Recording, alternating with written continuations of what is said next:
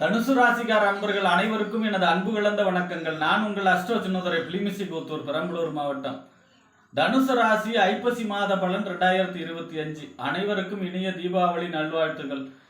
நிகழும் மங்களகரமான விஸ்வாவசு வருடம் ஐப்பசி மாதம், அதாவது தமிழ் மாதங்களில் 7வது மாதம் ஐப்பசி மாதம் தனுசு ராசிக்காரர்களுக்கு எப்படிப்பட்ட கிரக நிலையில் இருக்கிறது, அதனால் என்ன பலன்கள் ஏற்படும், இந்த மாதம் செய்யக்கூடிய வழிபாடுகள் என்ன, பரிகாரங்கள் என்ன, எந்தெந்த விஷயங்கள்லாம் கவனமாக இருக்க வேண்டும், இந்த மாதம் ஏற்படக்கூடிய மாற்றங்கள் என்ன என்பதையெல்லாம் பற்றி இந்த காணொலியிலே பார்ப்போம். இது போன்ற தொடர்ந்து தமிழ் மாத ராசி பலன்களை தெரிந்து கொள்ளவும், ஜோதிட தகவல்களை தெரிந்து கொள்ளவும் நமது சேனல் அஸ்ட்ரோ சின்னதுரை சப்ஸ்கிரைப் செய்து கொள்ளுங்க, லைக் பண்ணுங்க, நண்பர்களுக்கு ஷேர் பண்ணுங்க. அதாவது பாத்தீங்கன்னா சூரியன் துலா ராசியில நீச்சகதியில சஞ்சரிக்கக்கூடிய காலம்தான் இந்த ஐப்பசி மாதம். இந்த துலா ராசியோடைய அதிபதி யாருன்னா சுக்கிரன். சுக்கிரன் ரிஷப ராசிக்கு அதிபதி தான். ஆனா துலா ராசியில தான் மூலத்திரிகோணம் அடைவார். மூலத்திரிகோணம் அப்படின்னா என்ன அர்த்தம்னா, அந்த கிரகம் அந்த இடத்துல இல்லைன்னா கூட அவருடைய ஆதிக்கம் நிறைந்ததா சொல்லப்படுகிறது. அப்ப சுக்கிரனுடைய முழுமையான ஆதிக்கம் நிறைந்த மாசம் இந்த ஐப்பசி மாதம். சுக்கிரனுடைய அதிதேவதை யாருன்னா மகாலட்சுமி. அப்ப மகாலட்சுமியோடைய ஆதிக்கம் நிறைந்த மாசம் ஐப்பசி மாதம். அதனாலதான் பாத்தீங்கன்னா ஐப்பசி மாசம் 3ஆம் தேதி தீபாவளி. இந்த தீபாவளியை பாத்தீங்கன்னா லட்சுமி பூஜைன்னு தான் பேரு.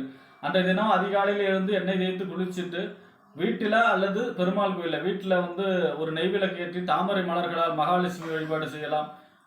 அல்லது பெருமாள் கோயில தாயார் சன்னதிக்கு சென்று நெய்விளக்கேற்றி மல்லிகை பூசாற்றி வழிபாடு செய்யலாம். அன்றைய தினம் மகாலட்சுமி வழிபாடு செய்வது சிறப்பு. அதே போல 4ஆம் தேதி ஐப்பசி மாசம் 4ஆம் தேதி கேதார கௌரி விரதம். அன்றைய தினம் விரதம் இருந்து அம்பாளை வழிபாடு செய்பவர்களுக்கு நினைத்த காரியங்கள் அனைத்தும் கைகூடக்கூடிய அமைப்பாக இருக்கும். அடுத்தது ஐப்பசி மாசம் 10ஆம் தேதி சூரசம்ஹாரம். 6 நாளும் விரதம் இருந்து முருகப்பெருமானை வழிபாடு செய்ய வேண்டும். பிரதமை, துவதியை, திருதியை, சதுர்த்தி, பஞ்சமி, சஷ்டி இந்த 6 திதியும் விரதம் இருந்து முருகப்பெருமானை வழிபாடு செய்பவர்களுக்கு வேலை இல்லாதவர்களுக்கு வேலை கிடைக்கக்கூடிய அமைப்பு, பதவி உயர்வு கிடைக்கக்கூடிய அமைப்பு, தடைப்பட்ட திருமணம் நடக்கக்கூடிய அமைப்பு, முக்கியமாக குழந்தை இல்லாதவர்களுக்கு குழந்தை பேர் கிடைக்கக்கூடிய அமைப்பு, இந்த மாதிரியான அனைத்து விதமான மங்கள காரியங்களும் நடக்கக்கூடிய வழிபாடாக இருக்கும் இந்த சூரசம்ஹார வழிபாடு. அதாவது ஐப்பசி மாசம் 10ஆம் தேதி. அடுத்ததா பாத்தீங்கன்னா ஐப்பசி மாசம் 11ஆம் தேதி வாஸ்து நாள். அன்றைய தினம் புதிதாக வீடு கட்டுவதற்கு, வீடு மனை கொள்வது, கிரகாரமும் செய்வதற்கு சிறப்பான நாள். இந்த ஐப்பசி மாதம் தான் நவகிரகத்துல சந்திரன் பிறந்தது. இந்த ஐப்பசி மாசம்ங்கிறது துலாஸ்நானம் சிறப்பு. துலாஸ்நானம் அப்படின்னா ஒரு முறையாவது ஸ்ரீரங்கம் சென்று காவிரி ஆற்றிலே புனித நீராடுவது சிறப்பு. இந்த ஐப்பசி மாதத்திலே இப்படிப்பட்ட சிறப்பு வாய்ந்த இந்த ஐப்பசி மாதத்திலே தனுசு ராசியை பொறுத்த வரைக்கும் உங்க ராசிநாதன் குரு 7ஆம் இடத்துல சஞ்சரிச்சு இந்த ஐப்பசி மாசம் 1ஆம் தேதி அதிசாரமாக 8ஆம் இடத்துல போய் உங்க ராசிநாதன் உச்சமடைகிறார். பொதுவா ராசிநாதன் உச்சமடைவது சிறப்பு. கோடியிலே ஒருவனுக்கு ராசி உச்சத்திலேங்கிறாங்க. அப்ப பாத்தீங்கன்னா 8ஆம் இடத்துல போய் மறைகிறாரே, 8இல் வாலி பட்டமிடம் தான் புலிப்பாணி சொல்றாரு, அஷ்டம குருவாச்சு அப்படின்னு பயப்பட தேவையில்லை. ஏன் அப்படின்னா குரு பகவான் உச்சமாகி சஞ்சரிக்கிறார். உச்சமான கிரகத்துக்கு மறைவே இல்லை. அந்த வரிசையில பாத்தீங்கன்னா உங்களுக்கு நற்பலன்கள் தான் அதிகமாக இருக்கும். எதிர்பாராத நன்மை, எதிர்பாராத அதிர்ஷ்டம் கொடுக்கக்கூடிய அமைப்புலதாக இருக்கும். ஏன்னா 8ஆம் இடங்கிறது எதிர்பாராத நன்மை, எதிர்பாராத நஷ்டம் ரெண்டையும் சொல்லும். அப்ப உங்க ராசிநாத குரு சுப கிரகம், அதுவும் உச்சமாகி சஞ்சரிக்கிறார். அப்ப எதிர்பாராத நன்மையே அதிக அளவு கொடுக்கும். அதை விட உங்களுக்கு அர்த்தாஷ்டம சனி நடக்குது.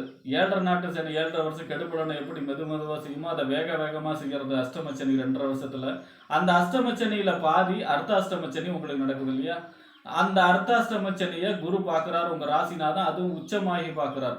அப்ப அர்த்தாஷ்டம சனியுடைய பாதிப்பு குறைகிறது இந்த ஒரு 49 நாள். அதாவது ஐப்பசி மாசம் 1ஆம் தேதியில இருந்து கார்த்திகை மாசம் 19ஆம் தேதி வரை உங்களுக்கு நடக்கக்கூடிய அர்த்தாஷ்டம சனியோட பாதிப்பு குறையுது. அது அர்த்தாஷ்டம சனி என்ன செய்யும்? தாயாரோட உடல்நிலை பாதிக்கிறது, நிலையான சம்பந்தமான பிரச்சனை, வாகன பழுதுகள், வாகன சம்பந்தமான பிரச்சனை, சுக வாழ்க்கை பாதிப்பு, அலைச்சல் திருச்சலை கொடுக்கக்கூடிய அமைப்பாக இருக்கும். அந்த அர்த்தாஷ்டம சனியோட பாதிப்பு குறைகிறது.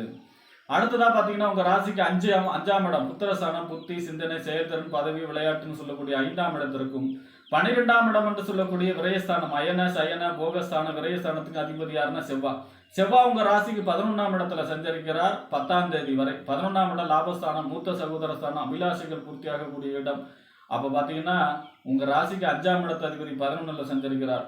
5-11 எப்பெல்லாம் சேருதோ அதுல அப்பெல்லாம் பாத்தீங்கன்னா லா ஆஃப் அட்ராக்ஷன், ஈர்ப்பு விதி செயல்படும்.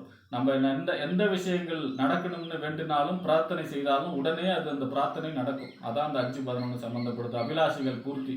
5ஆம் இடங்கிறது நம்ம தலையில வரக்கூடிய சிந்தனை, அந்த சிந்தனை வந்து அபிலாஷைகள் பூர்த்தியாகக்கூடிய இடம் 11ஆம் இடம். அப்ப அந்த 5ஆம் அதிபதி செவ்வாய் 11ல் இருக்காருன்னா நம்ம மனசுல என்ன சிந்தனை வந்தாலும் அது செயல் வடிவம் பெறும் அப்படிங்கிறது தான் அதோடைய அர்த்தம். மூத்த சகோதர வழி அனுகூலங்கள் கிடைக்கக்கூடிய அமைப்பு, நெருங்கிய நட்பு வட்டாரங்கள் மூலமாக உதவிகள் கிடைக்கக்கூடிய அமைப்பாகவும் இருக்கும். அப்படியே பார்த்தீங்கன்னா 10ஆம் தேதிக்கு அப்புறம் உங்க ராசிக்கு 12ஆம் இடத்துல ஆட்சி பெற்று உங்க ராசிநாதனுடைய 5வது பார்வையோட செஞ்சிருக்கிறார். சுப விரயம், வீடு கட்டக்கூடிய அமைப்பு, நிலம் வாங்கக்கூடிய அமைப்பு, இடம் வாங்கக்கூடிய அமைப்பு, போர் அடிக்கக்கூடிய அமைப்பு, இந்த மாதிரியான சுப செலவுகள் செய்யக்கூடிய அமைப்பாக இருக்கும் 10ஆம் தேதிக்கு அப்புறம்.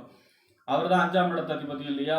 அப்ப குழந்தைகளுக்காக செலவு செய்யக்கூடிய அமைப்பு, வீட்டிலே வயதானவர்களுக்காக செலவு செய்யக்கூடிய அமைப்பு, இந்த மாதிரியான சுப செலவுகளை வீட்டில் சுப நிகழ்ச்சிக்காக செலவு செய்யக்கூடிய அமைப்பாக இருக்கும் 10ஆம் தேதிக்கு அப்புறம். அடுத்ததா பாத்தீங்கன்னா உங்க ராசிக்கு 6க்கும் 11க்கும் உடையவர். 6ஆம் இடங்கிறது நோய், எதிரி, ஒம்பு, வழக்கு, கடன், உத்தியோகஸ்தானம். 6ஆம் இடத்திற்கும் 11ஆம் இடம் என்று சொல்லக்கூடிய லாபஸ்தானம், மூத்த சகோதர ஸ்தானம், அபிலாஷைகள் பூர்த்தியாகக்கூடிய இடம். இந்த 11ஆம் இடத்துக்கு அதிபதி யாருன்னா சுக்கிரன். சுக்கிரன் உங்க ராசிக்கு 10ஆம் இடத்துல நீச்ச கதியில செஞ்சிருக்கிறார். பொதுவா 6ஆம் இடம் அப்படின்னாலே உத்தியோகஸ்தானம், 10ஆம் இடம் தொழில் ஸ்தானம். தொழில் ஸ்தானத்துல செஞ்சிருக்கிறார். 11ஆம் இடத்து அதிபதியும் அவர் தான். அப்ப 10ஆம் இடத்துல செஞ்சிருக்கிறார். இது ஒரு நன்மையான நிலை தான். 10ஆம் இடங்கிறது தொழில், புகழ், அந்தஸ்து, கௌரவம் இதெல்லாம் சொல்லக்கூடிய இடம். ஆனா நீச்ச கதியில செஞ்சிருக்கிறார் இல்லையா? அப்ப நீச்சம் அப்படின்னாலே 0 பலன். உச்சம்ங்கிறது 100%. அந்த வரிசையில் பார்த்தீங்கன்னா நீச்சம் வந்து 0 அப்படிங்கிறது அமைப்பு. 16ஆம் தேதி வரை மகாலட்சுமி வழிபாடு செய்ய வேண்டும். சுக்கிரனுடைய அதிதேவதை மகாலட்சுமி. அப்போ மகாலட்சுமி வழிபாடு செய்யும் பொழுது தொழில் வளர்ச்சி, தொழிலில் லாபம் கிடைக்கக்கூடிய அமைப்பு, உத்தியோக பதவி உயர்வு, உத்தியோகம் கிடைக்கக்கூடிய அமைப்பு, இந்த மாதிரியான நல்ல பலன்கள் ஏற்படும்.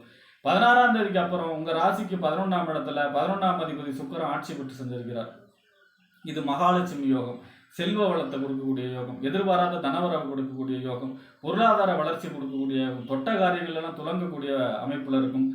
அபிலாஷைகள் எல்லாம் பூர்த்தியாகக்கூடிய அமைப்பாக இருக்கும். மூத்த சகோதர வழி அனுகூலங்கள் கிடைக்கக்கூடிய அமைப்பாக இருக்கும். இந்த மாதிரியான சுப பலன்கள் அத்தனையும் நடக்கக்கூடிய அமைப்பாக இருக்கும் 11ஆம் தேதி. அதாவது 16ஆம் தேதிக்கு அப்புறம் 11ஆம் அதிபதி சுக்கிரன் 11ஆம் இடத்திலே ஆட்சி பெற்று செஞ்சிருக்கும் பொழுது. அடுத்ததா பாத்தீங்கன்னா உங்க ராசிக்கு 9ஆம் அதிபதி பாக்கியாதிபதினு சொல்லக்கூடியவர். அதாவது தந்தை ஸ்தானம், பாக்கியஸ்தானம், தொலைதூர பயணம், உயர்கல்வி ஸ்தானத்துக்கு அதிபதி யாருன்னா சூரியன். சூரியன் உங்க ராசிக்கு 11ஆம் இடத்துல தான் செஞ்சிருக்கிறார். 11ஆம் இடத்துல செஞ்சிருச்சாலும் நீச்ச கதியில செஞ்சிருக்கிறார்.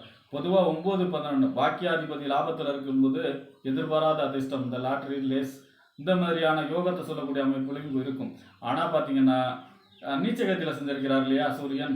நீச்சபங்க ராஜ்யம் 16ஆம் தேதிக்கு அப்புறம் அந்த துலா ராசியில சுக்கிரன் ஆட்சி பெற்ற 16ஆம் தேதிக்கு அப்புறம் நீசபங்க ராஜயோகம். நீசன் என்ற ராசிக்கு அதிபதி ஆட்சி உச்சமெனில் நீசபங்க ராஜயோகத்துல செஞ்சிருப்பார். ஆனா 16ஆம் தேதி வரைக்கும் அவர் நீச்சகத்தில தானே செஞ்சிருக்கிறார். அந்த வரிசையில பாத்தீங்கன்னா சிவபெருமான் வழிபாடு இந்த மாசம் செய்ய வேண்டும்.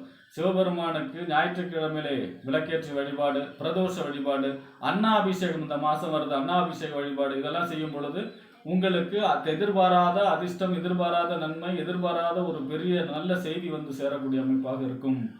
அப்ப பாத்தீங்கன்னா சூரியன் 11ஆம் இடத்துல இருக்கார். மகாலட்சுமி வழிபாடும் சிவபெருமான் வழிபாடும் தனுசு ராசிக்காரர்கள் இந்த மாதம் செய்வது உங்களுடைய பெரிய ஒரு எதிர்பாராத அதிர்ஷ்டத்தையும் எதிர்பாராத ஒரு பெரிய நன்மையும் கொண்டு வந்து சேர்க்கும். அதே போல இந்த மாசம் அர்த்தாசிரம சனியுடைய பாதிப்பு குறைந்து காணப்படுகிறது. அர்த்தாசிரம சனியோட பாதிப்பு குறைஞ்சாலே உங்களுக்கு ஆட்டோமேட்டிக்கா உங்களுக்கு சேரக்கூடிய நன்மைகள் அனைத்தும் சேரக்கூடிய மாதமாகவே ஐப்பசி மாதம் தனுசு ராசிக்காரர்களுக்கு அமையும் என்று கூறி விடைபெறுகிறேன். நன்றி, வணக்கம்.